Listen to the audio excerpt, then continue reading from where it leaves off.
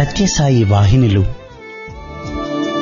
మానవాళి ఉద్ధరణకై సాయి భగవానుని దివ్య హస్తాల నుండి జాలువారిన ఆధ్యాత్మిక సాహితీ సౌరభాలు.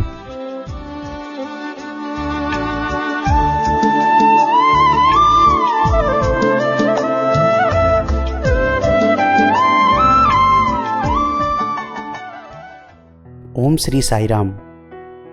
1958 మహాశివరాత్రి పర్వదినం నాడు భక్తుల ప్రార్థన మేరకు స్వామి స్వయంగా పేరునిస్తూ సనాతన సారథి అనే మాసపత్రికను ప్రారంభించారు. సత్యసాయి భగవానుడే స్వయంగా ప్రేమవాహిని, ధర్మవాహిని, జ్ఞానవాహిని ఇలా 15 వాహినుల పేరిట 26 ఏళ్ల పాటు ప్రతి మాసం వ్యాసాలను సనాతన సారథికి అనుగ్రహించారు. సాయి తత్వబోధ, సాయి ప్రేమ సారం ఈ 15 వాహినులలో నిక్షిప్తమై ఉంది. ఆ వాహినుల పరంపరలోని ఇప్పుడు మీరు వినబోయేది రామకథా రసవాహినిలోంచి ఒక భాగం.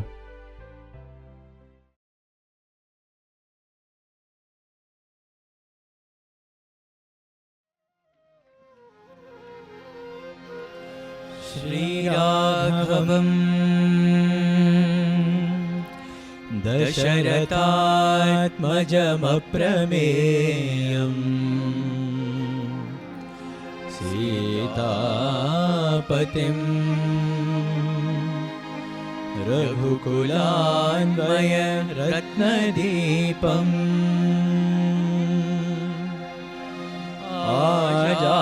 ఆజానుబాహం అరవింద దళాయతాక్షం రామం నిశాచర వినాశకరం నమామి.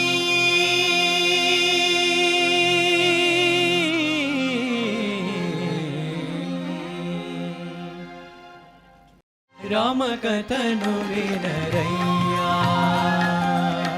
రామకథను వినరయ్యా, ఇహ పరసుఖములనొసగే సీతా రామకథను వినరయ్యా.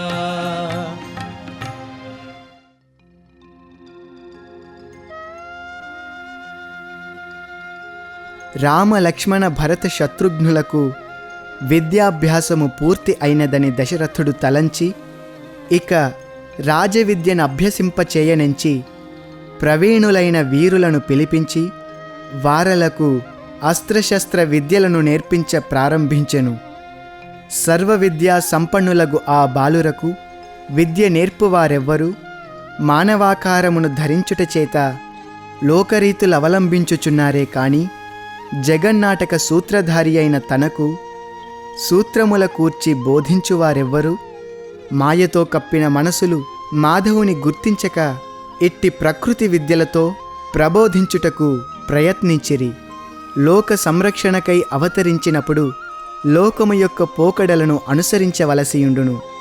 మానవాతీతమైన ప్రవర్తనలు సలిపినా ప్రజలు వాటిని అనుసరించజాలరు. ప్రజలకు ఆచరణయోగ్యమైన మార్గములందు బోధనలు సలుపుచూ వచ్చినా సులభముగా ధర్మరక్షణ కాగలదు. అందువలన రాముడు నివురు కప్పిన నిప్పువలే, పాచి కప్పిన నీరువలే, మేఘములు చుట్టుకొన్న చంద్రుని వలె, సామాన్య బాలుని వలె మెలగుచుండెను. మిగిలిన సోదరులు అన్న అడుగుజాడలను అనుసరించుచున్నారు. అస్త్రశస్త్ర విద్యలను నేర్చుటకై నియమించిన ప్రవీణులకు తెలియని శక్తియుక్తులు కూడాను రామలక్ష్మణులు ప్రయోగించుట చూచి గురువులు తమలో తాము ఆశ్చర్యమును భయమును నొందెడివారు. అయితే రామలక్ష్మణ భరత శత్రుఘ్నులు ఏనాడును తమ అస్త్రములచే మృగములను కాని పిట్టలను గాని కొట్టి ఎరుగరు.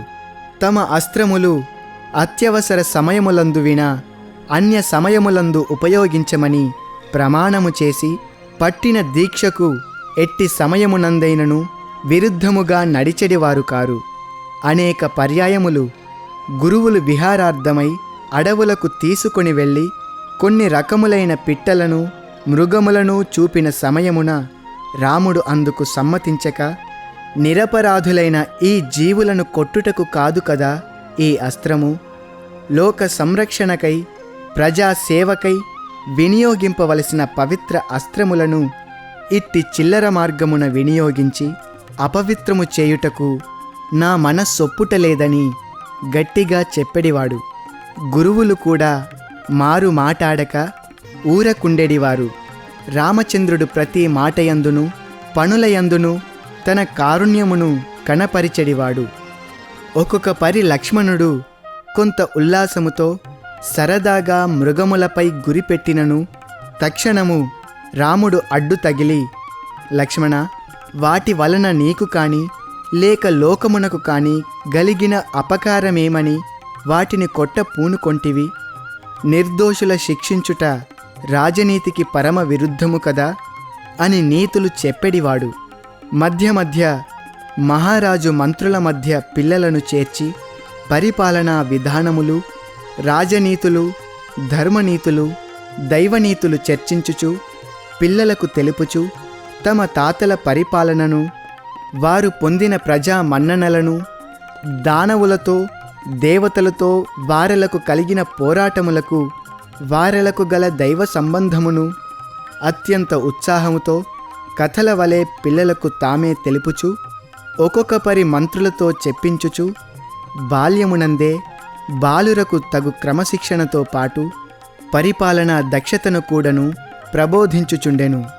కాలము గడచు కొలది కాయములు వృద్ధి అగుచు వచ్చుచుండుట చూచి కుశాగ్ర బుద్ధి కల ఈ బాలురు అతి శీఘ్రకాలమునందే రాజ్యబాధ్యత వహించగలరను తలంపు మంత్రులయందు దృఢమాయను. వారల పరిపాలనచే దేశము దివ్యలోకముగా మారగలదని కూడను ప్రజలు కలలు కనెడివారు. ప్రజలను చూచిన రాజకుమారులను, రాజకుమారులను చూచిన ప్రజలను ఎంతో ఆప్యాయంగా పరస్పర బంధువుల వలె ప్రీతితో మెలగెడివారు, పలుకరించెడివారు.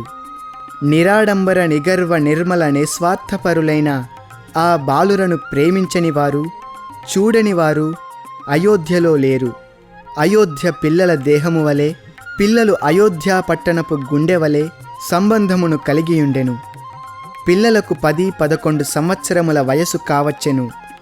ఒకనాడు దశరథ మహారాజు గుణశాలి అయిన సుమంతుని మంత్రిని పిలిపించి తమ పిల్లలైన రామ లక్ష్మణ భరత శత్రుఘ్నులకు ప్రకృతి విద్యలైన అపర విద్యలతో పాటు పరావిద్యలు కూడాను నేర్పవలసియుండును.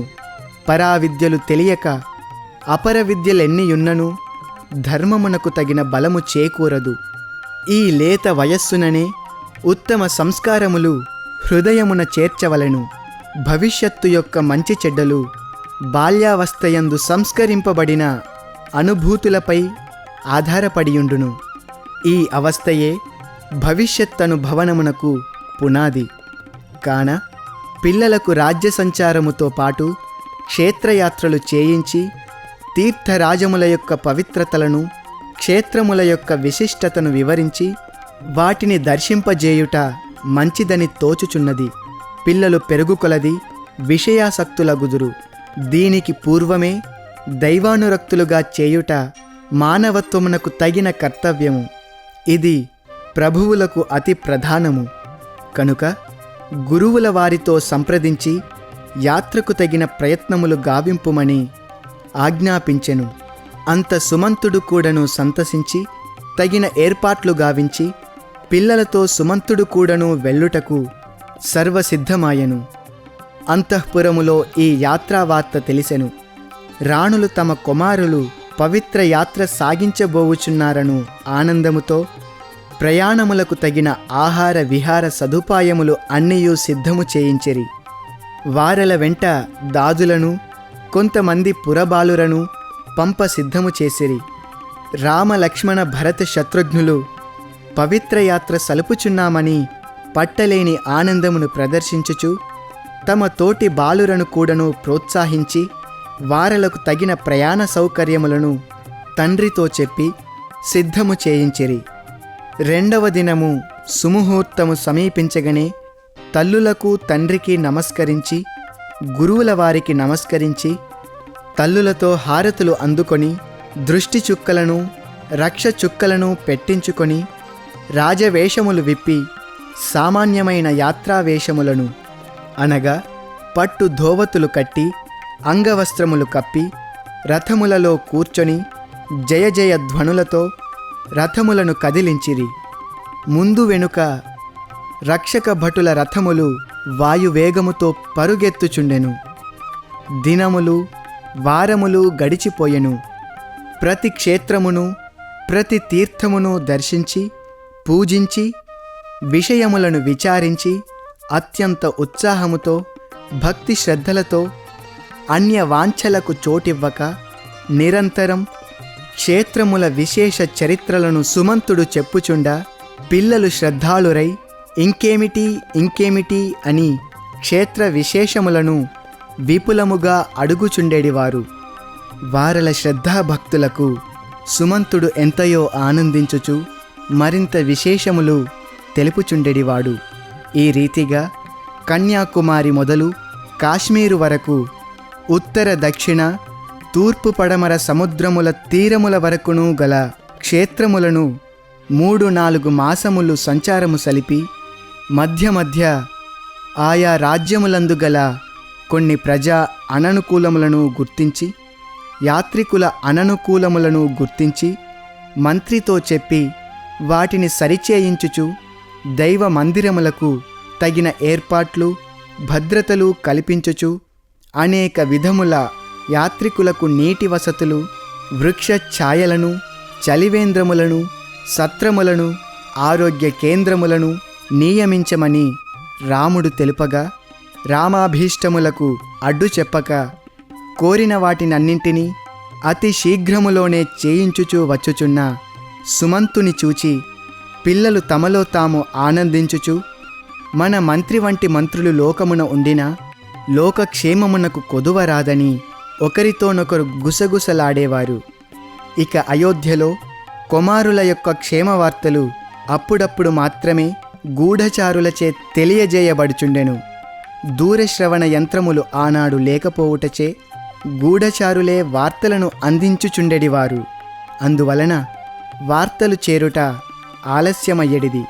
ఒక్కొక్క పరి రాణులు పుత్రవియోగము భరించలేక ఎక్కడున్నారో, ఆహారము గాలుల మార్పుచే ఆరోగ్యములు ఎట్లున్నవో అని తమలో తాము అనుమానములకు గురి అయి వశిష్ఠుల వారిని రప్పించి పిల్లల క్షేమ వార్తలను అడిగెడివారు. అతను తమ యోగ దృష్టితో పరిశీలించి పిల్లలకెట్టి ఇబ్బందియూ లేక ఆనందముగా యాత్రలు సాగించుచున్నారు. అతి శీఘ్రములోనే అయోధ్యను చేరగలరని తెలిపి రాణులకు ధైర్యానందములందించి వారలను ఆశీర్వదించి వెళ్ళుచుండెడివాడు. రెండవ దినమే గూఢచారి వలన రాజకుమారులు 2 దినములలో అయోధ్య చేరనున్నారని విని యాత్ర నుండి దిగ్విజయము అందుకొని దివ్యమూర్తులైన పుత్రులు 4 అయోధ్య చేరుచున్నారని వారలకు మంగళ స్వాగతములకై వారు సింహద్వారమున దివ్య వైభవముతో ఏర్పాట్లు గావించిరి. పురవీధులలో స్త్రీలు ఇరువైపులా హారతులిచ్చుటకు తగిన వసతులు చేయించిరి. ధూళిని ఎగురనీయకుండుటకై వీధులను పన్నీరు జల్లులచే చల్లబరచిరి. అనుకొన్నట్టులనే రాజకుమారులు సింహద్వారము ప్రవేశించి మంగళ హారతులందుకొని పురవీధులలో పుష్పములు చల్లుచుండా, మంగళ వాద్యములు స్వాగత పదములు పాడుచుండా, బ్రాహ్మణులు ఆశీర్వాదములు చెప్పుచుండా సుమంత సమేతులై పూర్ణ తేజస్సుతో భగవత్ కళలు మెరియుచు రాజభవనము చేరిరి. వారలకు అనేక రకముల దృష్టిని తీయించి లోనికి తీసుకొని పోయిరి. కొమరులను చూచుటకై కన్నులు కాయలయ్యున్న తల్లులు వారలకై అంతఃపురమున కాచియుండుట చేత 4 కొమరులు పరుగిడిపోయి తల్లులకు నమస్కరించి వారల హస్తములలో చిక్కుకొని అనుభవించు ఆనందమునకు సాటి వేరులేదు. 6 నిమిషములు స్పృహలేని కాయములై సాయుజ్య స్థితి అనుభవించిరి. తల్లుల కన్నుల నుండి కారు ఆనంద బాష్పములచే పట్టరాని ప్రేమచే తలలు తడిసిపోయెను. కొంతసేపైన తరువాత వారి చీర పైటలతో తలలపై పడిన తమ కన్నీటిని తుడిచి శిరస్సులను ముద్దాడి పీఠములపై కూర్చొని తమ తమ కొడుకులను వడిలో ఉంచుకొని చక్కెర పొంగలి దధ్యోదనములు తెప్పించి తల్లులు తమ హస్తములతో నోటిలో పెట్టుచుండా అబ్బా, ఆ తల్లుల ఆనందము వర్ణనాతీతము. 3 నెలలు పుత్రవియోగముచే పొందిన ప్రేమ తాపమును చల్లార్చుకొనుటకై కొన్ని దినములు తమ తమ బిడ్డలను రాత్రింపగలు తమ చింతనే ఉంచుకొని మధ్య మధ్య యాత్రా విశేషాలను అడుగుచు పిల్లలు ఒక్కొక్క క్షేత్రము యొక్క విశిష్టతలను సుమంతునిచే విన్నవన్నీయు తల్లులకు చెప్పుచుండా తల్లులు కూడాను యాత్రాఫలమును అనుభవించిన వారి వలె అత్యంత శ్రద్ధాసక్తులతో వినుచుండెడివారు. పిల్లలు యాత్ర గావించి వచ్చిరను సంబరముచే దశరథుడు ఒకనాడు దేవతా సమారాధన గావించి కాశీ ప్రయాగ తీర్థములను వచ్చిన వారలందరికీ బ్రాహ్మణుల చేత ఇప్పించెను. మృష్టాన్నములను పెట్టించెను. దక్షిణలు పంచిపెట్టెను. ఈ విధముగా పుత్రులు పుట్టిన నాటి నుండి ఏదో ఒక పేరున అయోధ్యలో వైభవములు జరుపుచుండిరి. అయోధ్య నిత్యోత్సవ నిలయమై రాణించుచుండెను. విందులు వినోదములు పట్టణపు వారలందరినీ ఒక కుటుంబీకులుగా మార్చివేశెను. నెల నెలకు వచ్చు నవమి దశమి ఏకాదశుల యందు పిల్లల పుట్టిన పండుగలు అత్యంత వైభవముగా జరిపెడివారు. గడిచిన 3 మాసములు పిల్లలు అయోధ్యలో భవనములో లేకపోయినను పిల్లలకు చేయు వింతలు తప్ప మిగిలిన దాన ధర్మ నృత్య గానాది కార్యములు పట్టణములో జరిపించుచునేయుండిరి.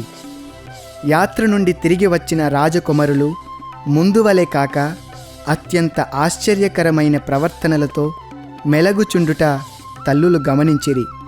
దినములు గడిచిన కొలది అలవాటుచే ఏర్పడిన ఈ పద్ధతులు మార్చవచ్చునని తలంచి దినదినము కనిపెట్టుకొనియుండిరి. కాని ఎట్టి మార్పును కనిపించలేదు. రాముడు పూర్వము వలె ఎక్కువ వెలుపలకు వచ్చెడివాడు కాడు. సకాలమునకు స్నానాదులు చేసెడివాడు కాడు. రాజదుస్తులను మహా విసుగుగా చూచెడివాడు. మృష్టాన్నములు తినక బంగారు పీటపై కూర్చొనక ఏదో పరధ్యానముగా నుండునటులా కనిపించుచుండెను. అన్న అట్లుండుటచే మిగిలిన తమ్ముళ్ళు 3 అన్నతోనే ఉండేడివారు. 4 ఒకే గదిలో చేరి తలుపులు వేసుకొనిడివారు. వేళ వేళకు అమ్మలు తలుపులు తట్టి వారలకు ఆహారములు పెట్టెడివారు. తల్లులు ఎంత బతిమాలినను కారణము చెప్పెడివారు కారు. రాములు మాత్రము ఇది నాకు సహజము, దీనికి కారణమేమున్నది అని మాత్రము అనెడివాడు. ఈ విధముగా పెరిగిపోవచున్న వీరి మార్పులు మరుగుపెట్టుట మంచిది కాదని అమ్మలు తలంచి దశరథునితో తెలిపిరి. దశరథుడు పిల్లలను తన గదికి రమ్మని కబురంపెను. దీనికి పూర్వము కబురంపగనే పరుగిడి వచ్చుచున్న బాలురు ఈనాడు ఎంత కాలమైనను రాకుండుట చూచి ఆశ్చర్యముతో ఆలోచనతో తానే పిల్లల చెంతకు వచ్చుటకు సిద్ధపడుచుండా ఇంతలో సేవకుడు వచ్చి చిన్న ప్రభువులు దయచేయుచున్నారని తెలిపెను. దశరథుడు పట్టలేని ఆనందముతో పిల్లలను 4 పొట్టకు కరిపించుకొని వారలను ఇరుప్రక్కలా కూర్చొనబెట్టుకొని ఎన్నియో వింతలు విశేషములు అడుగ మొదలుపెట్టెను. పూర్వము 1కి 10 చెప్పుచున్న పిల్లలు 10 అడిగినా ఒకటైనను చెప్పుటకు ప్రయత్నించకుండుట చూచి రాముని తొడపై కూర్చుండపెట్టుకొని, నాయనా, నీకేమి కావలెను? ఎందులకీ విధముగా పలుకక మౌనము వహించితివి? నీకంటెనూ నాకు వేరు లోకమున ఏమున్నది? నీ ఇష్టమేదియో తెలుపుము, తప్పక గావింతును. నీవు పూర్వము వలె తమ్ములతో కలిసిమెలిసి సరదాగా సంచరించకుండుట తమ్ములకు కూడాను బాధగా ఉండును. కారణము తెలుపుము అని గడ్డము పట్టి ఎంత బతిమాలిడినను నాకే వాంఛ లేదనియు నేను ఆనందముగానే యున్నాననియు మాత్రము తెలిపెడివాడు. కాని మరే జవాబును చెప్పడివాడు కాడు. ఈ వింత చర్యలు చూచి దశరథుడు తలంచని చింత తలను చేరెను. విచారమున కంటిధారలు కార్చెను. కాని పిల్లలలో మార్పేమాత్రమూ కనిపించలేదు. ఏవో కొన్ని మంచి మాటలాడి రాజకుమారులుండవలసిన విధానమును బోధించి పిల్లలను వారి వసతులకు పంపెను. సుమంతుని పిలిపించి పిల్లలలోని మార్పును విశదముగా తెలిపి, యాత్రలో పిల్లల ఇష్టములకు విరుద్ధములేమైనను జరిగెనా, లేక ఇంకనూ యాత్రలు చేయుటలో వారి ఉత్సాహమునకు భంగము కలిగించి తిరిగి వచ్చితిరా, ఏమి జరిగినదో వివరములు తెలుపమని దశరథుడు అడుగు ప్రశ్నలకు సుమంతుడు ఆశ్చర్యమును భయమును చెందుచు, ప్రభూ, యాత్రలో పిల్లలకు ఎట్టి ఇక్కట్లు కాని వారల ఆశయములకు విరుద్ధములు కాని జరుగలేదు. పిల్లల ఇష్టములను అనుసరించి దాన ధర్మములు కాని యాత్రికులకు తగిన వసతులు కాని వారు కోరినట్ల మరుక్షణమునందే గావించుచుండెడి వాడను. అట్టి క్రియలలో ఎట్టి అసంతృప్తియు వారలకు కలిగినట్టులా వారు తెలుపలేదు, నేను కూడాను తలంచలేదు అని పరిపరి విధముల విచారముతో తెలుపుకొను సుమంతుని చూచి దశరథుడు, సుమంత, నీవు మహాగుణశాలివి. నీవెప్పుడునూ రాజకార్యములందు అశ్రద్ధ కాని పొరపాటు కాని పడవనున్నది నాకు బాగుగా తెలియను. కాని ఎందులకో యాత్ర నుండి వచ్చిన తరువాత పిల్లలు చెప్పలేనంతటి మార్పుతో ఉన్నారు. ఆహార విహారములు అసలే మానిరి. ఎన్ని విధముల బ్రతిమాలినను కారణము తెలుపక, రాముడు సరిగా మాటాడక వైరాగ్యమును పూనియుండుట చూడ నాకాశ్చర్యముగనున్నది. రాణులు కూడాను ముందునకు ఏమి జరుగునో అను భయముతో లోలోన కృంగిపోవుచున్నారు అని దశరథుడు తెలుపగనే, తమరు సెలవిచ్చిన నేనొక పరి పిల్లలతో కలిసి విషయము తెలుసుకుందునని సుమంతుడు కోరగనే, దశరథుడు, తప్పక వెళ్ళుము, కారణము తెలుసుకొనినా దానికి తగిన కార్యములు సులభముగా గావించవచ్చును అని ఆలస్యము చేయక వెళ్ళుమనెను. సుమంతుడు ఆతురతతో ఆవేదనతో పిల్లల వసతికి వెళ్ళి చూడగా తలుపులు మూయబడియుండెను. ముందు మాత్రము పరిచారకుడు నిలుచుకొనియుండెను. మంత్రి తలుపు తట్టగనే లక్ష్మణుడు తలుపు తీసెను. సుమంతుడు లోనికి వెళ్ళి తలుపు వేసుకొని పిల్లలతో అనేక రీతుల సంభాషణలు జరిపెను. ఏమి చేసినను కారణము అంతుచిక్కలేదు. కడకు పిల్లలు యాత్రలో తనతో నెరపిన చనువునకును ఉల్లాసమునకును ఇప్పుడు తనతో సలుపు సంభాషణలకు చెప్పరానంతటి మార్పును గమనించి కంటి ధారలు కార్చి రాముని ఎంతో బతిమిలాడెను. రాముడు చిరునవ్వులు నవ్వుచూ, సుమంత, సహజమునకు కారణములేమున్నవి? నాకెట్టి కొరతయునూ లేదు, ఎట్టి కోరికలునూ లేవు, నీవు విచారించకు అని సమాధానము మాత్రము చెప్పెను. చేయునది లేక సుమంతుడు దశరథుని చెంతకు వచ్చి రేపటి దినము గురువుల వారిని పిలిపించి ఆలోచనలు జరుపుట మంచిదని మాత్రము తెలిపి సెలవు తీసుకొని తన కార్యములపై తాను వెళ్ళెను. దశరథుడు లోకమునే మరచి విచారమున మునిగి పరిపరి విధముల ఆలోచనలు సలిపెను. కడకు ఇది వయసు మారునట్టి సమయము కనుక మదిలోని మార్పును చెప్పుకొనుటకు తెలియక పిల్లలు ఈ రీతిగా ఉన్మత్తములో పడియుందురు కాబోలు. బాల్యావస్థ మారి యౌవనావస్థ ప్రవేశించు సమయము. బహుశా ఇదే కారణమయ్యుండునని స్థిరము చేసుకొని తాననుకొన్నట్టులా రాణులకు కూడాను తెలిపి కొంత శాంతిని పొందెను. తెల్లవారెను. వశిష్ఠుల వారు వత్తురను వార్తతో రాజు రాణులు సర్వసిద్ధమయ్యి పూజామందిరమున వేచియుండిరి. ఇంతలో గురువుగారు రానే వచ్చిరి. అందరూ గురువునకు నమస్కరించి పిల్లలలోని మార్పుకు కారణములడుగా మొదలిడిరి. కంటి ధారలు కార్చిరి. రాజు రాణుల విచారములను గమనించి గురువులు యోగ దృష్టిని మరల్చి విషయమేమని పరిశీలించెను. సత్యమును గుర్తించెను. మరుక్షణమునందే రాజు రాణుల వైపు చూచుచూ పిల్లలలో ఎట్టి దోషమునూ లేదు, వారు సామాన్యులు కారు, వారలకు లోకవాంఛములేమాత్రమునూ లేవు, శుద్ధ మనస్కులయ్యున్నవారు, మీరు విచారించకుడు, పిల్లలను పిలిపించుడు, ఇక మీరు మీ మీ వసతులకు వెళ్ళుడు అని ఆజ్ఞాపించెను.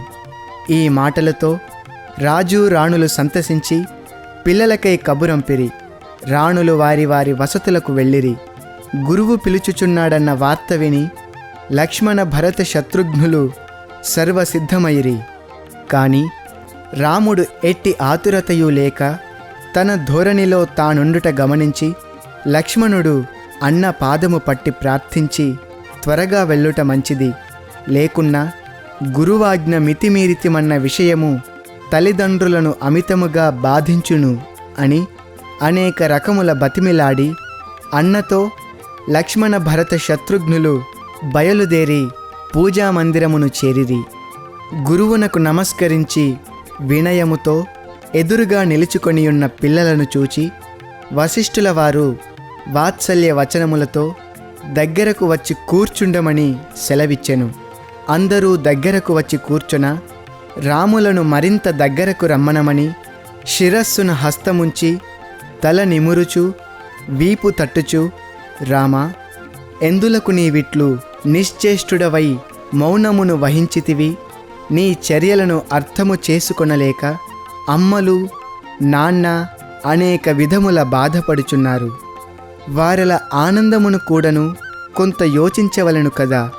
మాతృదేవోభవ పితృదేవోభవ అను మహావాక్యముల అర్థమును కూడాను ఆచరణలో నిరూపించవలను కదా అని కొన్ని నీతులు బోధింప మొదలుపెట్టిన వశిష్ఠుల వారి ముఖమును చూచి రాముడు చిరునవ్వుతో, స్వామి, తల్లి ఎవరు, కొడుకెవరు, అసలు దేహమననేమి, జీవుడన్ననేమి, ఈ ప్రకృతి సత్యమా, పరమాత్మ సత్యమా?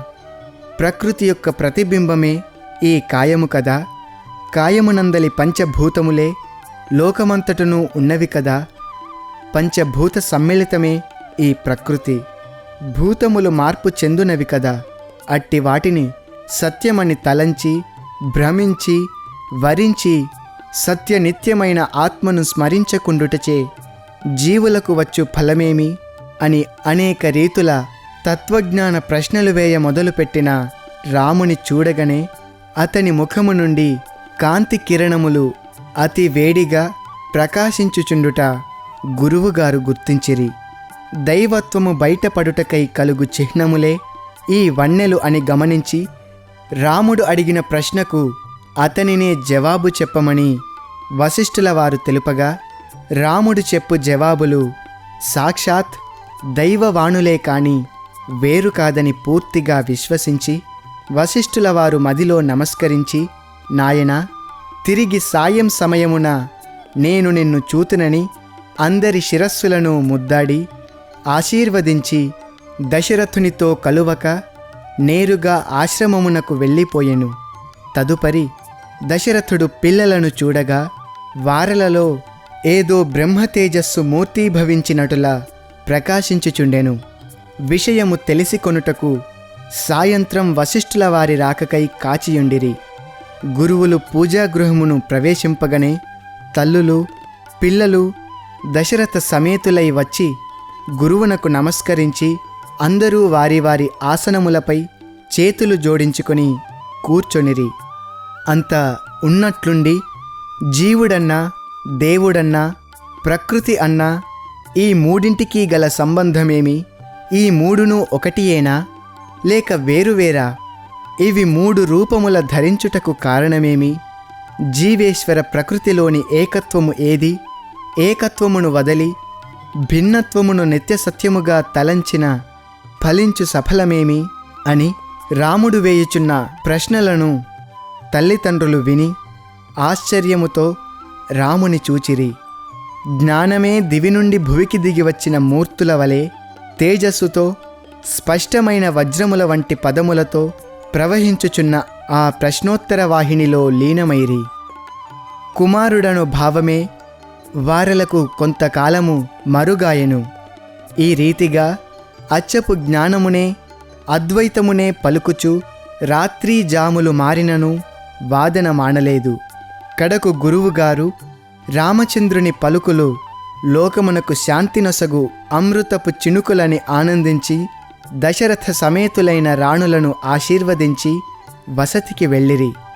ఈ రీతిగా రామ వశిష్ఠుల వారికి జరిగిన సంభాషణయే నేడు లోకమున యోగవాసిష్టమను పేర స్థారకమగుచున్నది. దీనినే రామగీత అని కూడాను పిలుతురు.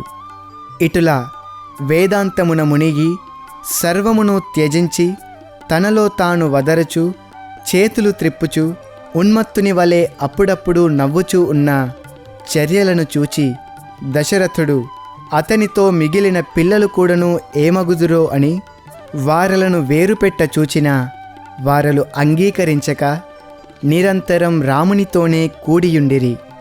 రాజు రాణులు దినదినమునకు విచారముతో కృంగి తాము తలంచిన వన్నీయు స్వప్న దృశ్యములగునేమో అని, మంచి మార్పు ఎప్పుడు వచ్చునో అని నిమిషములు లెక్కించుచు కాలము గడుపుచుండిరి.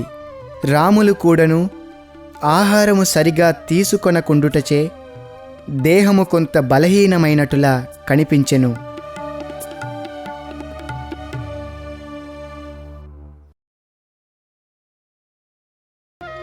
5. యాగ సంరక్షణ. ఆ దినములలో అయోధ్యకు తూర్పు దిశయందున్న అరణ్యములో విశ్వామిత్ర మహర్షి ఘోర తపస్సు చేయుచు ఒక పవిత్ర యాగమును ప్రారంభించెను. ఎన్ని పర్యాయములు ప్రయత్నించినను దానికి అసురులు అడ్డు తగిలి విఘ్నములు కలిగించుచుండిరి, అపవిత్రము చేయుచుండిరి. ఆ ప్రదేశములో మాంసపు ముక్కలను తెచ్చి చల్లుచు విశ్వామిత్రుని యాగమును నానా రీతుల ధ్వంసము చేయుచుండుటచే విశ్వామిత్రుడు చేయునది లేక దీర్ఘాలోచన సలిపి సరాసరి ప్రయాణమై అయోధ్యానగరమును చేరెను. మహర్షి ఆగమమును తెలిసికొని మహారాజు మంత్రులనంపి వారిని తోడ్కొని రమ్మని ఆజ్ఞ చేసెను. రాజాజ్ఞ ప్రకారము పురసింహద్వారమునకు వెళ్ళి స్వాగతమునర్చి రాజభవనమునకు తోడ్కొని వెళ్ళిరి. రాజభవనములో మహర్షి రాకకై సర్వసిద్ధములతో కాచిన మహారాజు దశరథుడు బ్రాహ్మణులు స్వస్తివాచకములు చెప్పుచుండా ముని పాదములు కడిగి శాస్త్రీయ విధిని రాజ సంప్రదాయములను అనుసరించి జలమును శిరస్సున ప్రోక్షించుకొని లోనికి తీసుకొని పోయి ఉన్నతాసనముపై కూర్చుండబెట్టి, ఈనాడెంతయో సుదినము, తలవని తలంపుగా మహనీయులు మా భవనమును ప్రవేశించి సేవలు గొనుట మా భాగ్యమని అనేక విధముల విశ్వామిత్రుని రాకను గురించి ఆనందించుచుండా విశ్వామిత్రుడు రాజును మంత్రులను కూర్చొనుటకాజ్ఞాపించెను. ముని ఆజ్ఞను శిరసా వహించి వారి వారి ఆసనములపై వారు ఆసీనులైరి. అంత విశ్వామిత్రుడు దశరథుని కుశల ప్రశ్నలు గావించి పాలనా విధానమున కెట్టి ఇక్కట్టునూ లేక, ప్రజాక్షేమములకు ఎట్టి కొరతయూ లేక, రాజ్యము సుఖశాంతి భద్రతలతో సాగుచున్నదా అని రాజ్య స్థితిని ప్రజాక్షేమములను విచారించెను. అందుకు దశరథుడు దైవానుగ్రహము చేతను మహర్షుల ఆశీర్వాదముల చేతను రాజ్యమున ఎట్టి అశాంతియునూ లేక, ప్రజలు తమ తమ కర్తవ్యములను చక్కగా నిర్వర్తించుచున్నారనియును, పరిపాలన కూడాను ప్రజాక్షేమమునే లక్ష్యమందుంచుకొని తగిన రీతిగా సేవలు చేయుచున్నదనియు విన్నవించెను. అంత దశరథుడు రాజోచిత ఉపచారములు గావించి తమ రాకకు కారణమేమనియును, మహర్షి అభీష్టమును తీర్చుటలో మహారాజు సర్వసిద్ధముగా నున్నాడనియును, తన వలన మహర్షికి కావలసిన చేయవలసిన సేవలేవి అయినను ఉన్నా శిరసా వహించి నెరవేర్చగలనని భక్తి శ్రద్ధలతో పలుకుచున్న పలుకులకు విశ్వామిత్రుడు తల ఊపుచు చిరునవ్వులతో జవాబిచ్చినాడు. విశ్వామిత్రుడు రాజువైపునకు దృష్టి మరల్చి, రాజా, మీరు మహాధర్మపరులనియును, అతిథి అభ్యాగతులను ఆదరించు భక్తి శ్రద్ధలు మీలో మూర్తీభవించినవనియును, సర్వవిద్యా పారంగతులనియును నేను ప్రత్యేకముగా చెప్పనవసరము లేదు. లోకక్షేమమే మీ గుణములకు సరియైన సాక్ష్యము. పాలకులెట్టివారో ప్రజాలోకమట్టి స్థితినందుకొనును. లోక ప్రశాంతి అశాంతులు పాలకుల మంచి చెడ్డలను వ్యక్తపరచును. నేనెక్కడ విచారించినను ప్రజా ప్రీతిగల ప్రభువు, ప్రభు ప్రీతిగల ప్రజలు ఒక్క అయోధ్య పాలనమందు మాత్రమే కలరని కర్ణానందమైన వార్తలు వినుచుందును. కాన మీ వాక్యములు హృదయపుటూటలు. మీరు తప్పక నా అభీష్టమును నెరవేర్తురను విషయమున నాకెట్టి సందేహమునూ లేదు. మీరాడిన మాట తప్పరు అని పలుకుచున్న పలుకులు దశరథుని హృదయమును కదలించెను. మహనీయులు లోకోద్ధారకమైన కార్యములే ఆచరింతురు. ఏవి చేసినను శాస్త్రసమ్మతములే. కారణములేని కార్యమును, దైవ నిర్ణయము కాని కార్యమును వారు సంకల్పించరు కదా. తమ సేవకై నేను కాని నా పరివారము కాని ఎల్ల వేళలయందును ఆజ్ఞాబద్ధులమయ్యుందుమని దశరథుడు మరి గట్టిగా ప్రతిజ్ఞ చేయుటచే విశ్వామిత్రుడు సంతసించి, రాజా, నీవు పలికినట్టులా ఏ కారణమునూ లేక మహనీయులు కాలు కదపరు. నేనొక కార్యనిమిత్తమై నీ చెంతకు వచ్చి తిని, నీ మాటలను విని నీవు నెరవేర్తువన్న ఆనందము నన్ను మరింత పురికొల్పుచున్నది, ప్రోత్సహించుచున్నది. నీ మాటను నీవు నిలబెట్టుకొందువు కదా అని కొంత సంశయించునటులా ప్రశ్నించగనే దశరథుడు, స్వామి, ఇట్టి ప్రశ్న ఇతరుల దగ్గర వేసినను వేయవచ్చునేమో కాని దశరథుడు ఆడిన మాటను తప్పువాడు కాడు. ప్రాణములైనను ఇచ్చి మానమును కాపాడుకొనును.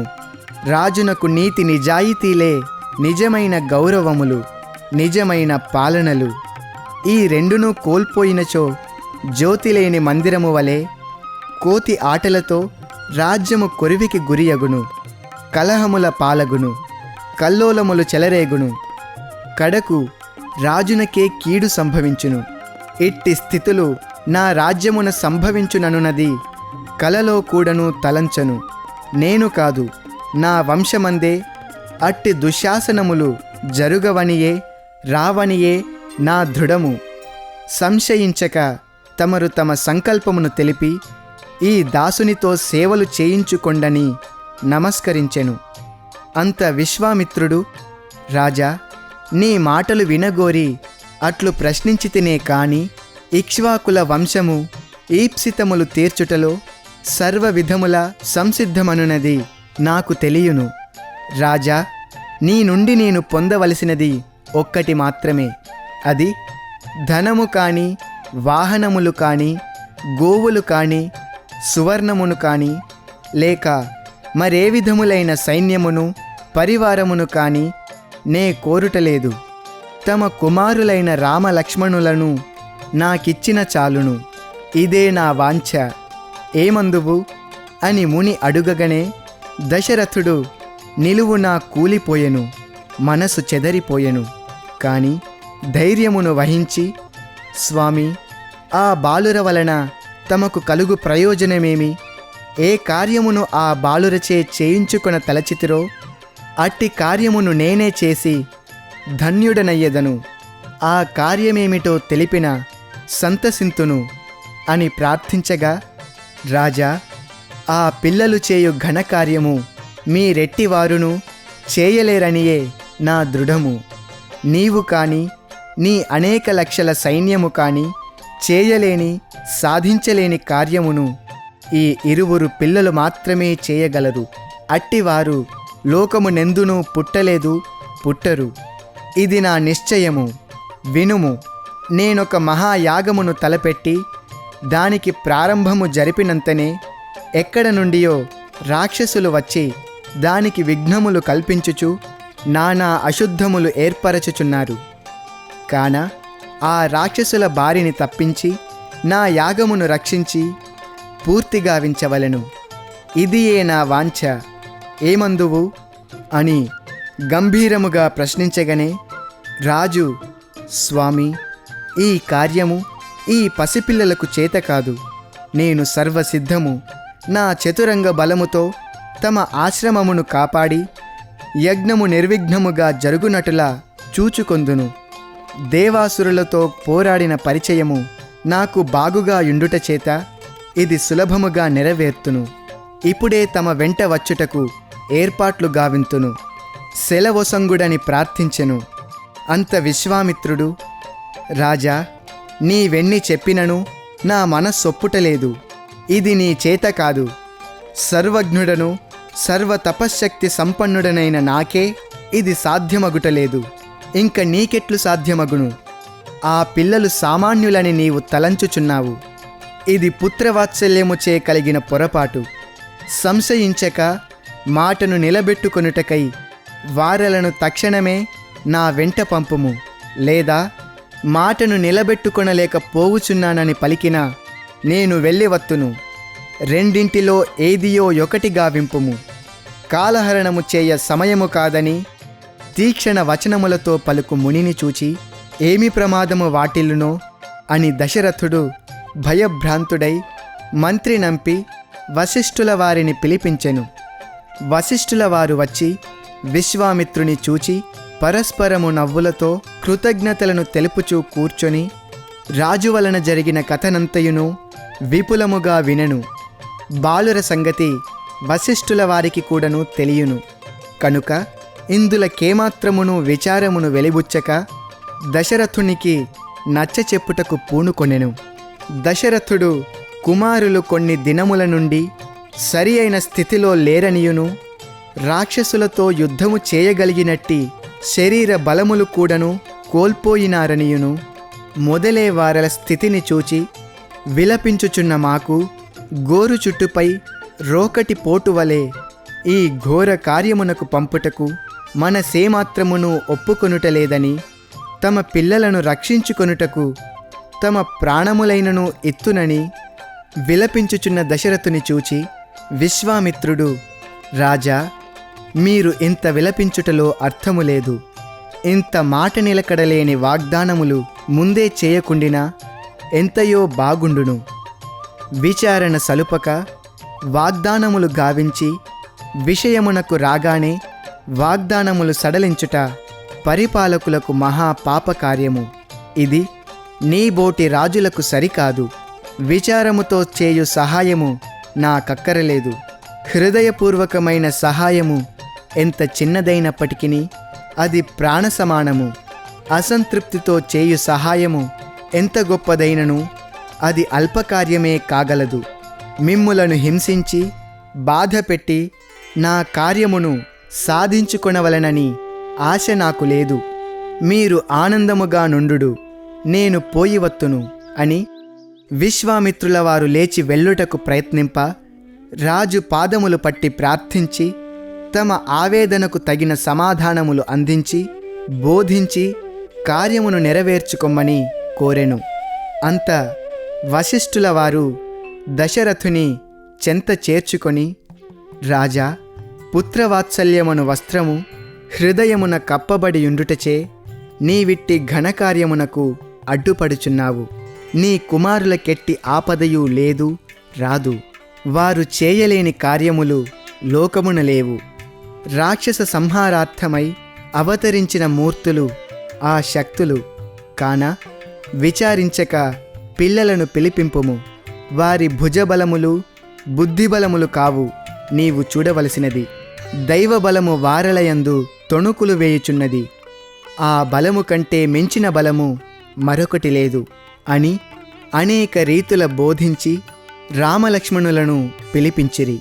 విశ్వామిత్ర వశిష్ఠుల వారు చేరి తమను పిలిపించుచున్నారన్న వార్త రామలక్ష్మణులు వినగానే క్షణములో వారల చెంత వచ్చి వ్రాలిరి.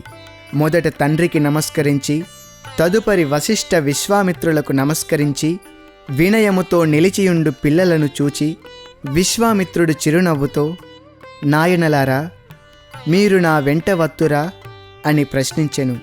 పిల్లలు ఉల్లాస హృదయములతో తమరాజ్ఞాపించిన సర్వసిద్ధము అని జవాబు చెప్పిరి.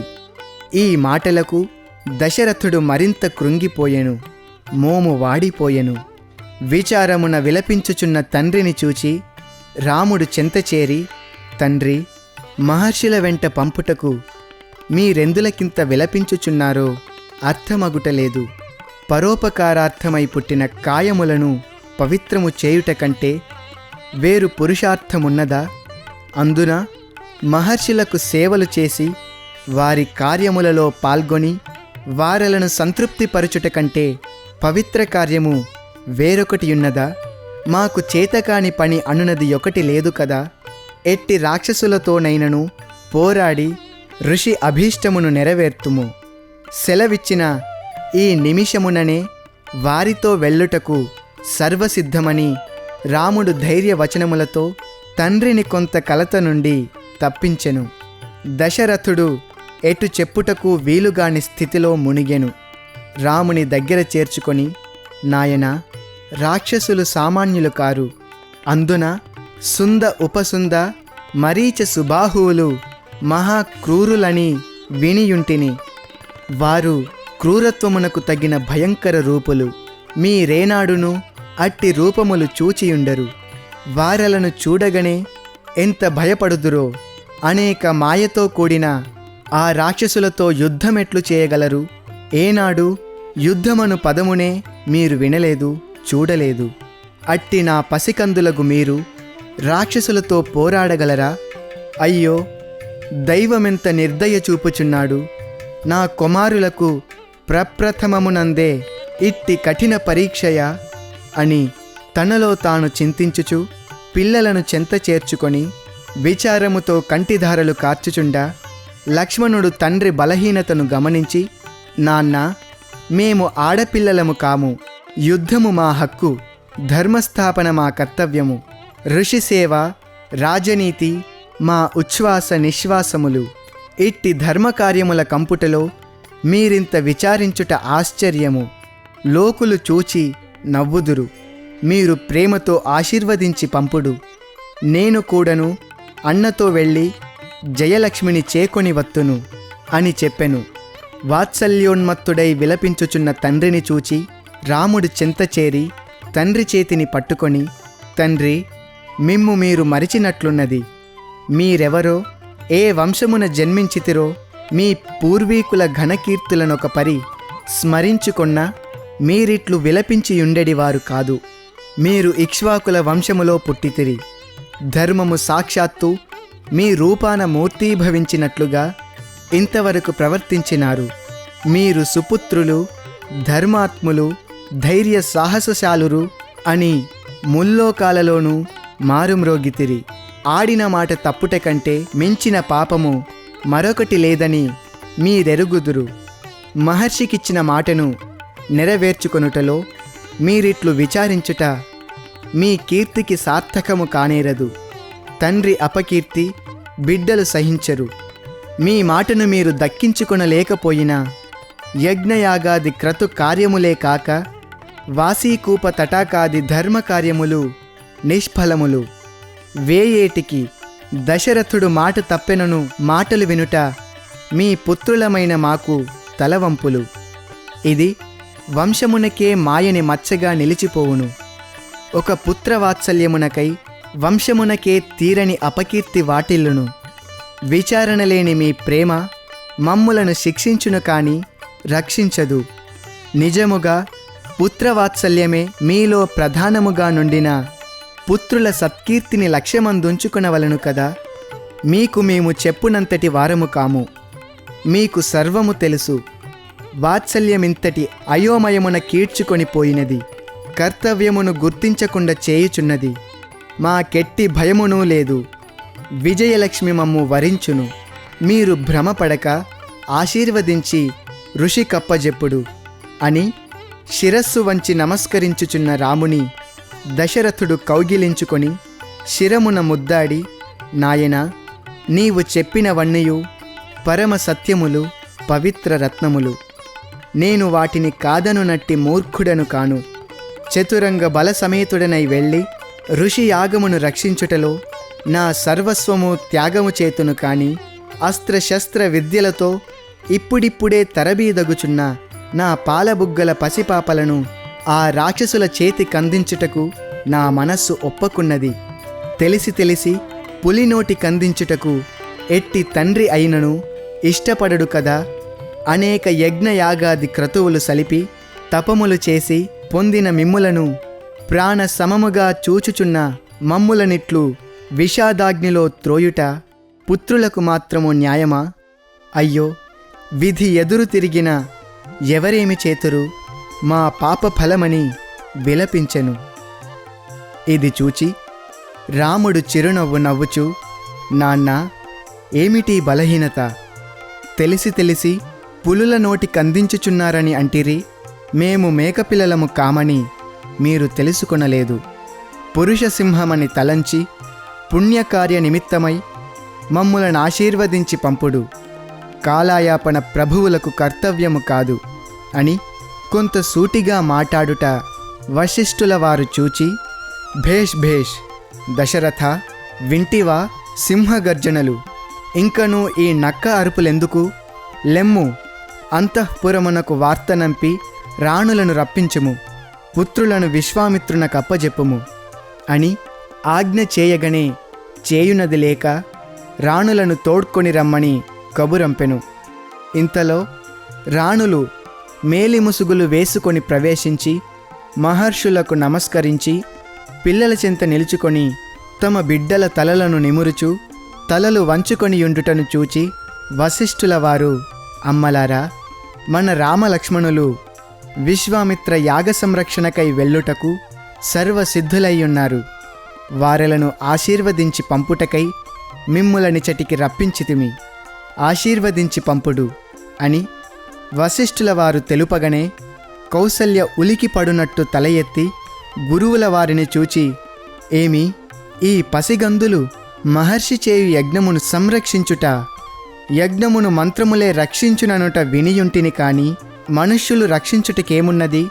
యజ్ఞ బాధ్యతలు ఋత్విక్కుల దీక్షపై ఆధారపడియుండును అన్న మాటలు వశిష్ఠుల వారికి సత్యములుగా తోచినను విషయమును వివరించుట మంచిదని తలంచి, అమ్మా కౌసల్య, విశ్వామిత్రుల వారి యాగము సామాన్యమైన యాగము వంటిది కాదు. దానికి అనేక అంతరాయములు అడ్డు తగిలి అశాంతికి గురి చేయుచున్నవి అని వశిష్ఠుల వారింకను ఏమో చెప్పబోవుచుండగనే కౌసల్యాదేవి అందుకొని, గురుదేవా, మహర్షులు చేయు పవిత్ర కార్యములకు అంతరాయములు కలుగుచున్నవనుటలో నాకు ఆశ్చర్యముగనున్నది. దివ్య సంకల్పములకు అడ్డుతగులునట్టి ఎట్టి శక్తి కూడాను లేదని నా విశ్వాసము. ఇది ఏదియో నిమిత్తమాత్రముగా చేసుకొని భవిష్యత్తులో మహత్తరమైన కాంతులు వెదజల్లుటకై మహర్షి ఈ ఆధారమును కోరియుండవచ్చు, లేదా మహారాజుల మనస్సును పరీక్షింపగోరి ఇట్లు సంకల్పించియుందురేమో.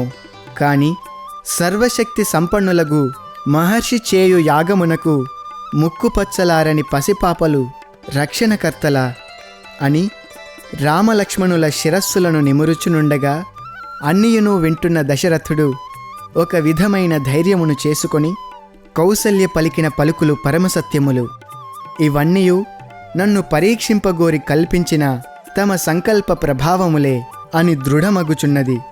తమ పరీక్షలకు నేనెంతటి వాడను, తమ అభీష్టమెట్టిదో అట్లు నడచుకొందును అని గురువునకు నమస్కరించి నిలిచియున్న దశరథుని చూచి వశిష్ఠుల వారు, మహారాజా, ధన్యుడవు. చిరంజీవులు సామాన్యులు కారు. వారి శక్తి సామర్థ్యములు అనంతములు. తెలిసిన వారలకే తెలియను కాని అన్యులకర్థము కావు. తెలిసి కొనలేరు. వారి సంకల్పమునకు ఇది ప్రారంభోత్సవము, లోక ఖ్యాతికి పునాది, ధర్మరక్షణకు కంకణము. అతి శీఘ్రములోనే విజయలక్ష్మిని చేకొని వత్తురు. చింతిల్లక సంతోష హృదయుడవై విశ్వామిత్రుల వారి కప్పజెప్పమని, నాయనలారా ఇటు రండి అని రామలక్ష్మణులను చెంత చేర్చుకొని ఇరువురి శిరములయందు పవిత్ర హస్తములిడి మంగళప్రదములైన మంత్రాలతో అభిమంత్రించినాడు.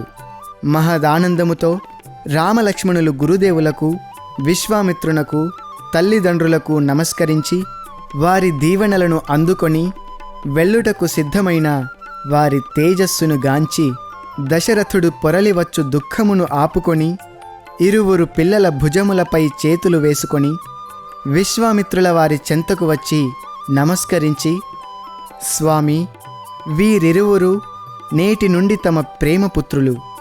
వారల యోగక్షేమములు తమకు చెందినవి. వీరల కెట్టి ఇబ్బందియూ లేకుండుటకై కొంత పరివారమును కూడాను పంపవలెనని ఆజ్ఞాపించిన శిరసా వహింతును అని పలికిన దశరథుని పలుకులకు విశ్వామిత్రుడు పక్కున నవ్వి, వెర్రిరాజా, యాగ సంరక్షకులుగా వెళ్ళుచున్న మహావీరులను రక్షించువారు వేరొకరుందురా?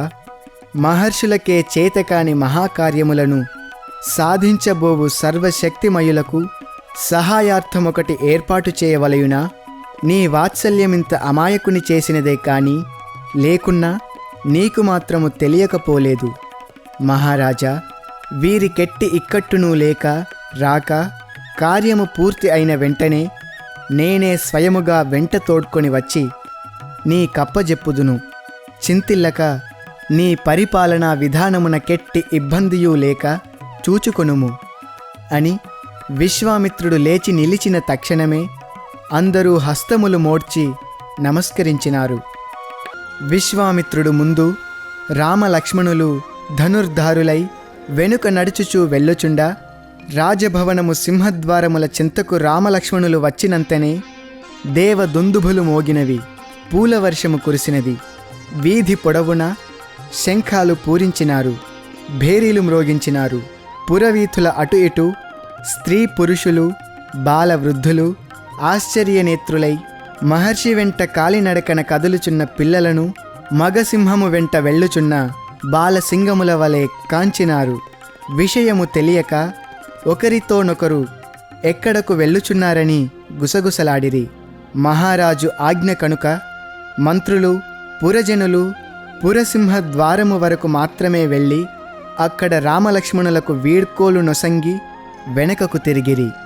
అక్కడి నుండి విశ్వామిత్రుల వారు ముందు, రాముడు వెనుక, అతని వెనుక లక్ష్మణుడు కాలి బాటలో నడిచి వెళ్ళుచు ఇరుప్రక్కల అతి సుందరమైన వృక్షములను చూచుచు ప్రకృతి సహజ సౌందర్యమును తిలకించుచు కొంత దూరము వెళ్ళిన తరువాత నిర్జన ప్రదేశమును ప్రవేశించగనే విశ్వామిత్రుల వారి ఆజ్ఞానుసారము మణికట్లకు వ్రేళ్లకు ఉడుముతోలు కవచమును తొడుగుకొని భుజముల మీదనున్న ధనుస్సులు తీసి హస్తమున సిద్ధము చేసుకొని చుక్కలబోలు కాంతులతో నిర్జనారణ్యమున నిశ్శబ్ద వాతావరణమున దట్టమైన పొదల మధ్య సింగపు పిల్లల వలె చిరునవ్వులు తొలకుచు నిర్భయులై విశ్వామిత్రుని అనుసరించుచు సరయూ నది దక్షిణ తీరము చేరిరి.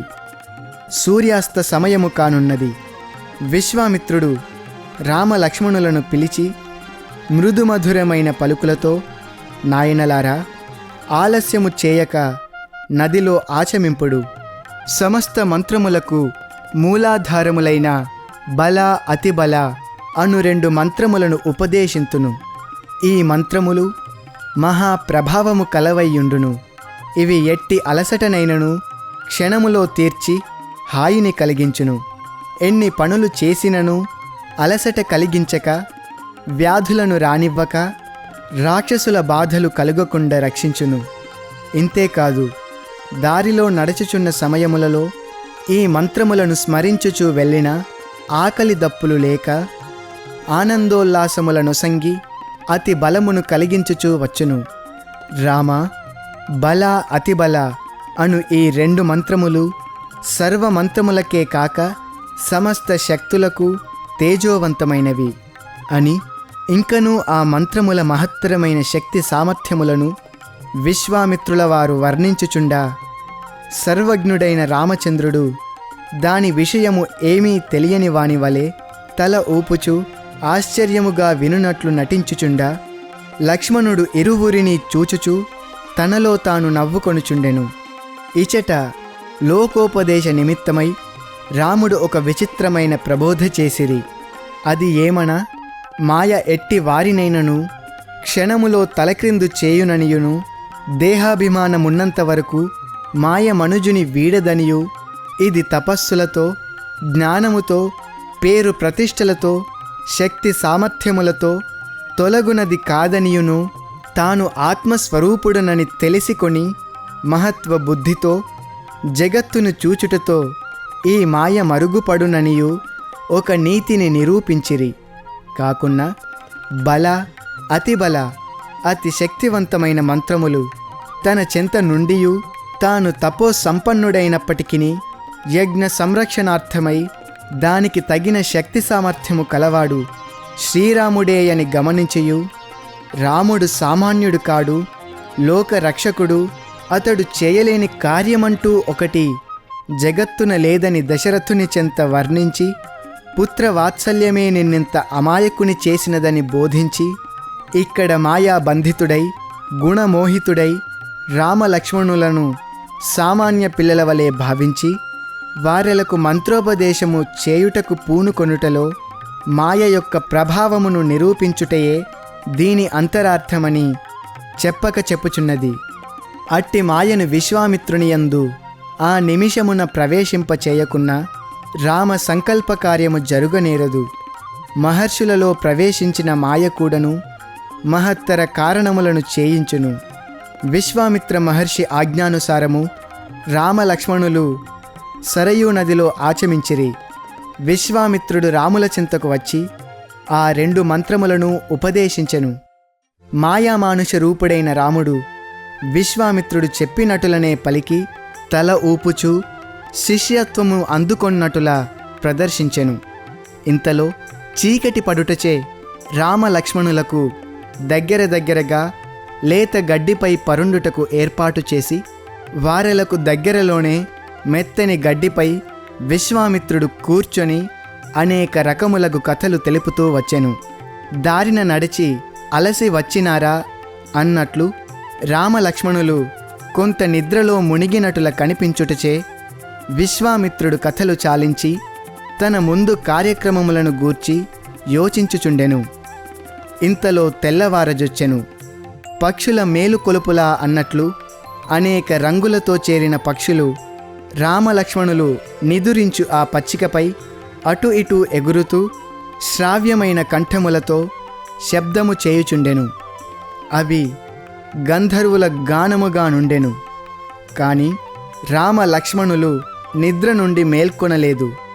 గాఢ నిద్రలో నుండినటులా విశ్వామిత్రుడు గమనించి రాముల చెంతకు వెళ్ళి, రామా, తొలిసందె అయినది, మేల్కొమ్ము అని సంస్కృతమున పలికిన పలుకులు రామ కర్ణరంధ్రముల చేరి రాములు దిగ్గున లేచెను.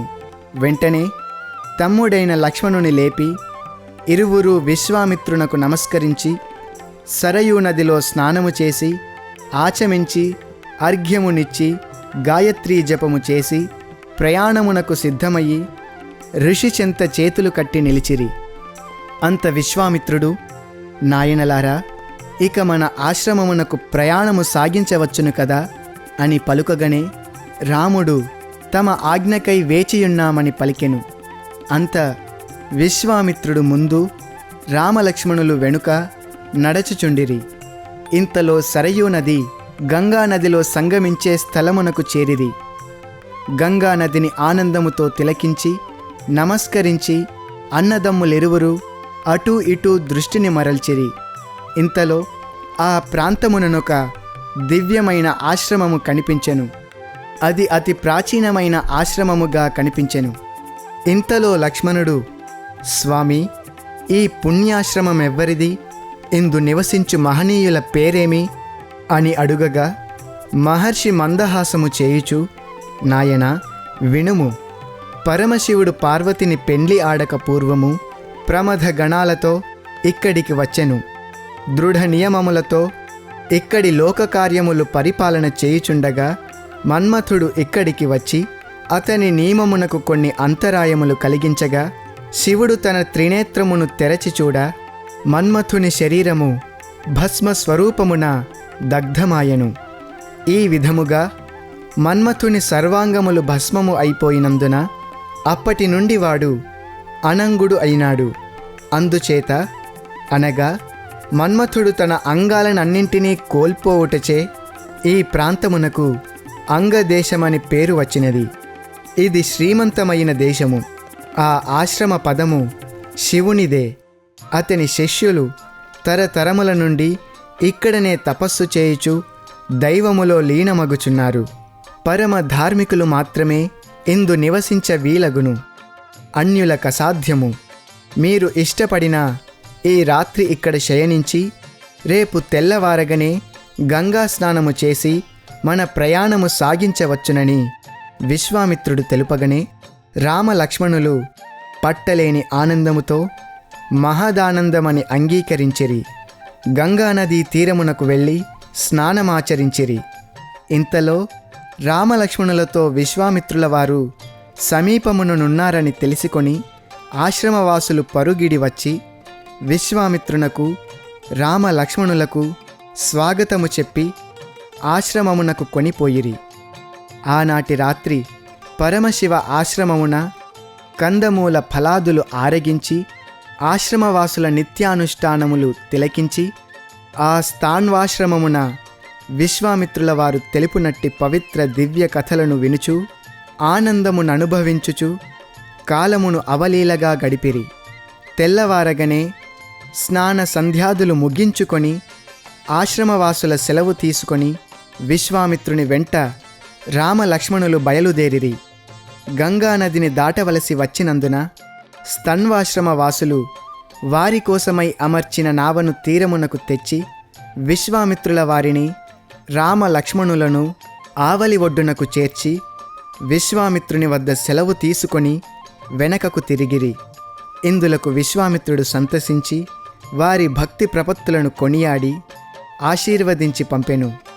ఇంతలో ఒక పెద్ద ప్రళయ శబ్దము వినిపించుచుండెను. జలము పెద్ద పెద్ద నురుగు తెప్పలతో నిమిషమునకు పొంగుతూ ఉండెను. దీనిని రాముడు చూచి, స్వామి, ఈ శబ్దమేమిటి? ఈ ప్రవాహము ఇప్పటికిప్పుడే ఇంత పొంగులతో ప్రతిధ్వనించుటేమిటి?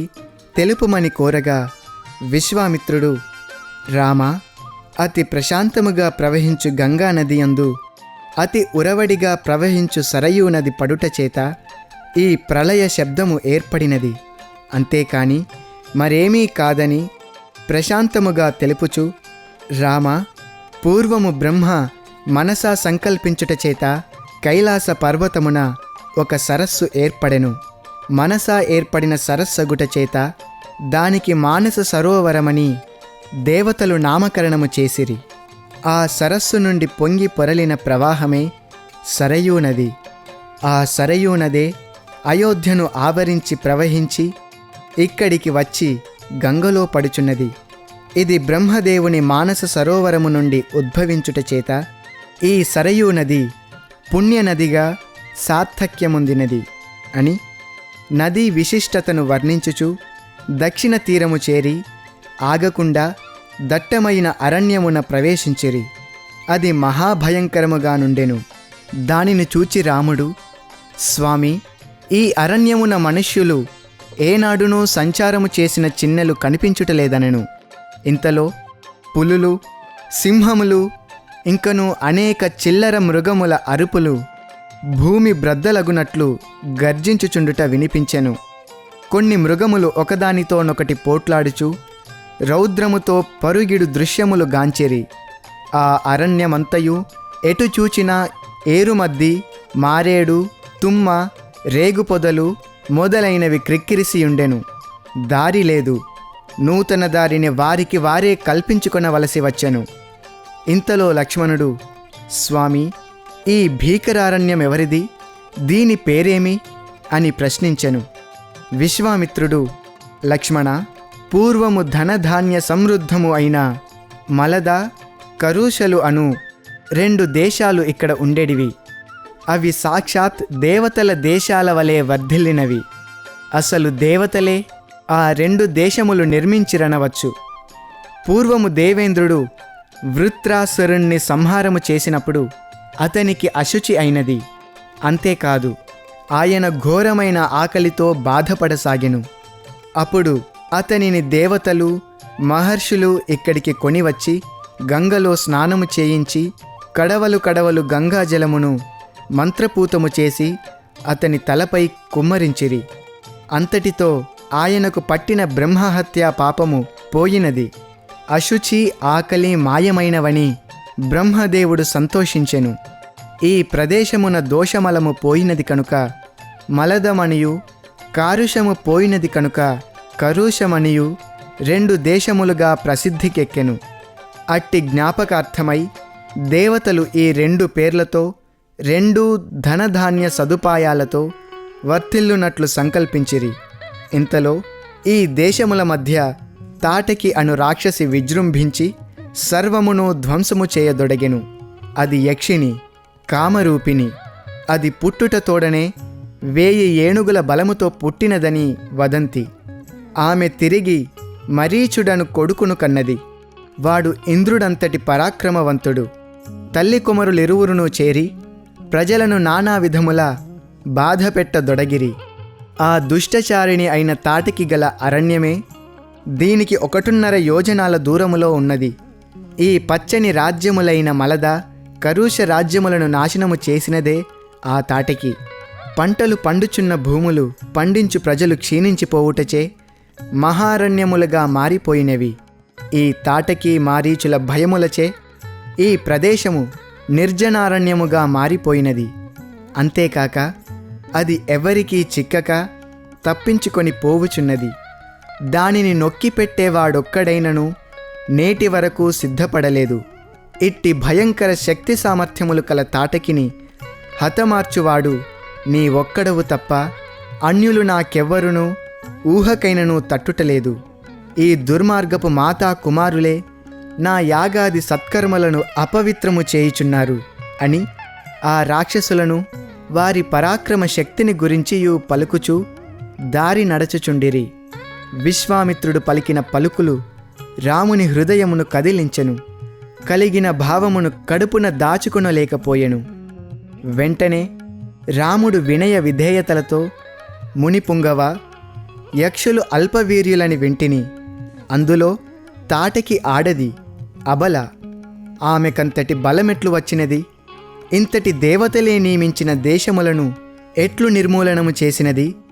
ఇది చాలా ఆశ్చర్యముగానున్నది, నమ్ముటకు వీలు కానివిగా ఉన్నవి అని పలికెను. అంత విశ్వామిత్రుడు, రాజా, నా మాటలు పరమసత్యములు, వివరింతును వినుము. పూర్వము సుకేతుడను యక్షుడొకడుండెడివాడు. వాడు ఎంతటి పరాక్రమవంతుడో అంత సదాచార సంపన్నుడు. కాని సంతానము లేకపోవుటచే అతను ఘోరమగు తపస్సు చేసెను. అంత బ్రహ్మవాని తపస్సునకు మెచ్చి ప్రత్యక్షమయ్యి మహాబలముతో కూడి శక్తి సామర్థ్యములలో ఇతరులు దీటురానిదైన ఒక పుత్రిక కలుగునని వరముననుగ్రహించిపోయెను. పుత్ర సంతానమునకు వరమియ్యలేదు. అంతట సుకేతుడు గృహమునకు చని కాలము గడుపుచుండా అతనికి పుత్రిక పుట్టెను. ఆమెయే తాటకి. ఆ బిడ్డ పెరిగి పెద్దదయ్యి అబల అయినప్పటికీ తన శక్తి సామర్థ్యములు కోల్పోక బ్రహ్మానుగ్రహముచే అనేక ఏనుగుల బలముతో కన్నుమిన్ను కానక సంచరించుచున్నది. ఆమె మహారూపవతి. అందుచేత తండ్రి సరి అయిన వాడు చిక్కిన తాటకికి వివాహము చేయవలెనని అనేక విధముల వెతకి సుందుడు అను అతనికిచ్చి వివాహము చేసెను. 3వ సంవత్సరమున ఆమెకొక కుమారుడు కలిగెను. వాడే మారీచుడు. తల్లి కుమారులు ఇరువురు ఎవరూ ఎదురించలేనంతటి వారలుగా తయారయ్యిరి. ఇంతలో కొన్ని పాపకార్యములు చేయుచు మహర్షులకు అనేక బాధలు కలిగించుచుండుట చేత తాటకి పతి అయిన సుందుడు అగస్త్య మహర్షి శాపమునకు గురి ఆయెను. అతను మరణించగనే తన పతిని చంపెనను కోపముతో తాటకి తన కుమారుని వెంటబెట్టుకొని అగస్త్యుని మీదకు చంపుటకై వెళ్ళినది. పెద్ద పెద్ద అరుపులతో వికార ఆకారమును పూని అగస్త్యుని మింగుటకై పరుగెత్తెను. ఇంతలో వీరి క్రూరత్వమును గమనించి అగస్త్యుడు మొదట మరీచుని నీవు రాక్షసుడవగుదువుగాక అని శపించెను. అంతటితో తాటకి మరింత క్రోధముతో కన్నుల నుండి రక్తము గ్రక్కున్నట్లు పెద్ద పెద్ద కేకలతో అగస్త్యుని పైబడపోయెను. ఆలస్యము పనికిరాదని గమనించి అగస్త్యుడు ఆ తాటకిని కూడను తన సౌందర్యమును కోల్పోయి వికారమైన ఆకారముతో నరమాంస భక్షణము చేయుచు మహారాక్షసిగా తిరుగాడుదువుగాక అని శపించెను. ఈ శాపములకేమాత్రము గొంకక జంకక అనేక విధముల అగస్త్యుని చంప ప్రయత్నించి విఫలతగాంచి అతనినేమి చేయలేకపోయి కోపమును చల్లార్చుకొనుటకై అతను సంచరించుచున్న ఈ మలద కరుష దేశములను హతమొనరించెను. ఈ రీతిగా అగస్త్యునిపై గల కోపమును తల్లి కుమారులు తీర్చుకొనుచున్నారు అని పూర్వ వృత్తాంతమును విశ్వామిత్రుల వారు రామునకు తెలుపగనే రాముడు అందుకొని, స్వామి, సరి, బ్రహ్మానుగ్రహముతో పుట్టుటచే, తపశ్శక్తినే పొందుటచే, మహర్షుల శాపముచే ఘోరమైన రాక్షసాకారము కలుగుటచే, మహాబలముతో పరాక్రమములతో స్వేచ్ఛావిహారము జరుపుచుండవచ్చును. ఎంత బలశక్తులుండినను తాను అబలయే కదా. స్త్రీహత్యా పాపము ఘోరమైనది కదా. అందువలననే అగస్త్యుడు కూడాను ఆమెను చంపక వికారరూపవు కమ్మని శాపమొసగెను. లేకున్నా పతిని శపించిన మహర్షి సతిని శపించలేకపోయినా స్త్రీహత్యకు పూనుకొనుట పురుషసింహములకు తగిన సార్థకము కానేరదని వినియుంటిని. ఇందుకేమి చేయమందురో ఆజ్ఞయొసగుడు అని తనలోని సందేయములను విశ్వామిత్రుని ముందు పెట్టగా, విశ్వామిత్రుడు కూడాను సంతసించి, రామా, స్త్రీహత్య మహాపాతకమని నాకు మాత్రము తెలియకపోలేదు. అయితే గో బ్రాహ్మణ సాధు సంరక్షణ అత్యంత ప్రధానములు. ధర్మము పై మూడింటిలో ఇమిడియున్నది. ధర్మరక్షణకై అధర్మమును నిర్మూలము చేయుటలో ఎట్టి దోషమును రాదు. ధర్మో రక్షతి రక్షితః అన్న ఆర్యోక్తిని వెరుగవా? ఇది స్వార్థమునకు సలుపు హింస కానేరదు. లోకరక్షణకై చేయుటలో ఎట్టి దోషము అంటదనియే నానుడి. అంతియేకాక సృష్టి స్థితి లయములు దైవ సంకల్పములు. అవి మానవ మాతృల కల్పితములు కానేరవు. నీవు దైవాంశ సంభూతుడవు. నీ కట్టి అధికారము కలదు. అగ్నికెట్టి మాలిన్యము అంటనటులా దైవమునకు ఎట్టి పాపము అంటదు. రక్షించుటకెంత అధికారమో, సృష్టించుటకెట్టి సంకల్పమో, శిక్షించుటకు అట్టి సంకల్ప అధికారములుండును. పాపమునకు తగిన శిక్ష ఏనాటికైనను తప్పునది కాదు. ఇంకనూ అనేక పాపములు చేసి పూర్తిగా హీనమగుట కంటే ఈనాడు నీ హస్తములతో మరణించుట ఆ తాటకి పుణ్యమే అని చెప్పవచ్చును. నీవు దానికిని దేశమునకు ఉపకారము చేసిన వాడవే అగుదువు గాని అపకారము కాని పాపము కాని చేసిన వాడవు కానేరవు. ఈనాడు నీవు దయతలచి వదలినచో లోకమునకు తీరని లోటు, ధర్మమునకు హాని కలుగుటయే కాక ఆ తాటకి పాపమును కూడను అధికము గావించిన వాడవగుదువు. వేయేటికి దివ్య దృష్టితో నేనెరిగి తిని నీవు రాక్షస సంహారమునకే అవతరించితివి. ఇది నీ పని. నేడు చేయునది కాని మున్ముందు చేయునవి గాని ధర్మరక్షణ, రాక్షస మర్దన ఈ రెండూ నీ జన్మకు కారణములు. ఈ సత్యమును నే తెలిసికొనియే నీ చెంతకు పరుగిడి వచ్చితిని. లేకున్నా నిన్ను ఆశ్రయించవలసిన పని నాకేమున్నది? మహా ఋషులు, సాధు పుంగవులు లోకక్షేమ నిమిత్తమై రాజులనాశ్రయించుచుందురే కాని వారి స్వార్థమునకు కాదు.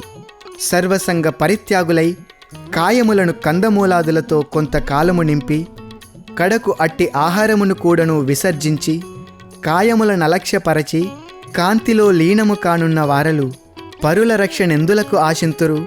ఏమి జరిగిన వారికేమి నష్టము? అయితే జ్ఞానులు తమకు తాము తరించుటే కాక తాము తెలిసికొన్న సత్యమును లోకులకు తెలిపి ఆచరించి అనుసరింపజేసి లోకమున జీవులను తరింపజేయ సంకల్పింతురు. లోకముతో మాకేమి పని అని జ్ఞానులు తమ మార్గమునే తాము చూచుకొన్నా జీవులు భ్రష్టులయి ధర్మమును నశింపజేతురు. ఇట్టి పవిత్ర లక్ష్యమును వక్షమున నిడుకొనియే మహారుషులు లోకులతో సంబంధము కలిగియుండిరే కాని వారికెట్టి స్వార్థమును ఉండదు. వారు జలములోని తామరల వంటివారు. లోకులతో వారు కలిసిమెలిసియున్నను లోక వాసనలను వారలతో చేర్చరు. లోకోద్ధారము మాత్రమే చూతురు. ధర్మరక్షణ మాత్రమే చేతురు.